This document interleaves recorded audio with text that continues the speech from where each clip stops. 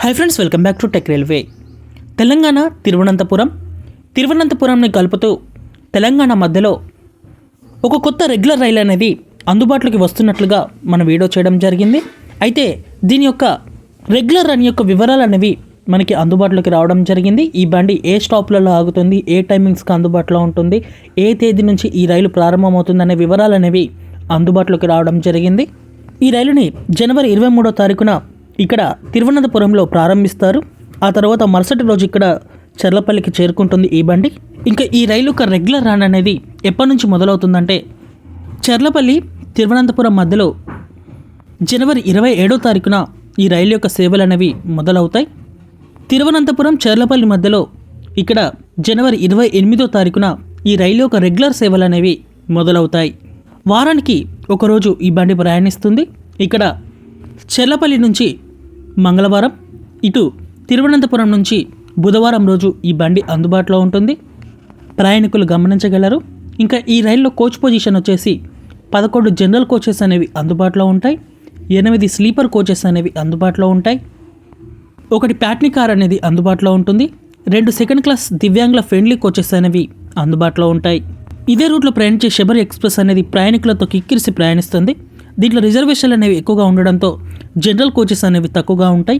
ఈ జనరల్ కోచ్లో ప్రయాణికుల సంఖ్య అనేది ఎక్కువగా ఉంటుంది.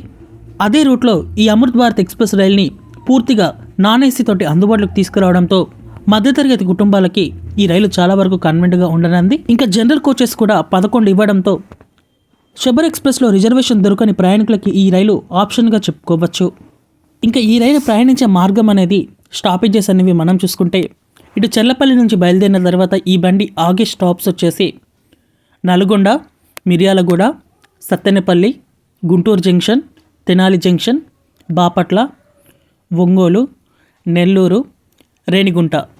తిరుపతి వెళ్ళే భక్తులకి కూడా ఈ బండి కన్వెంట్గా ఉండనుంది. ఇక్కడ రేణిగుంటకు దిగి ఇక్కడ మీరు తిరుపతికి చేరుకోవచ్చు. ఆ తర్వాత ఈ బండి Tiruttani, Katpadi, Jolarpettai junction, Salem, Erode junction, Tiruppur, Coimbatore, Palakkad junction, Thrissur, Aluva, Ernakulam town, Kottayam, Changanassery, Thiruvalla, Chengannur, Mavelikara, Kayamkulam, Karunagappally, Kollam, Varkala. తర్వాత ఈ బండి తిరువనంతపురం నార్త్కు చేరుకుంటుంది. తిరుగు ప్రయాణంలో కూడా ఈ బండికి ఇవే స్టాపేజెస్ అనేవి అందుబాటులో ఉంటాయి. చర్లపల్లి రైల్వే స్టేషన్లో ఈ బండి ఉదయం 7:15 బయలుదేరి మరుసటి రోజు 2:45 తిరువనంతపురం నార్త్కు చేరుకుంటుంది. తిరువనంతపురం నార్త్ రైల్వే స్టేషన్లో ఈ బండి సాయంత్రం 5:35 బయలుదేరి ఇక్కడ మరుసటి రోజు రాత్రి 11:30 చర్లపల్లికి చేరుకుంటుంది. ఈ రైలు యొక్క నెంబరింగ్ అనేది ఎలా ఉంటుందంటే ఇక్కడ చర్లపల్లి తిరువనంతపురం మధ్యలో 17041గా ఉంటుంది. తిరువనంతపురం చర్లపల్లి మధ్యలో 17042గా ఉంటుంది. ఈ రైలుని జనవరి 23వ తారీఖున ప్రధానమంత్రి గారు ప్రారంభిస్తారు. ఇంకా ఈ రైలు ప్రజలకి సేవలు అనేది అందించడానికి సిద్ధమైంది. ఈ రైలుని ఈ రూట్లో అందుబాటులోకి తీసుకురావడం మీద మీ అభిప్రాయాన్ని కామెంట్ చేయండి. మరిన్ని 3 రైల్వే అప్డేట్స్ కోసం మన ఛానల్ని ఫాలో అవ్వండి. Thank you for watching. Have a nice day.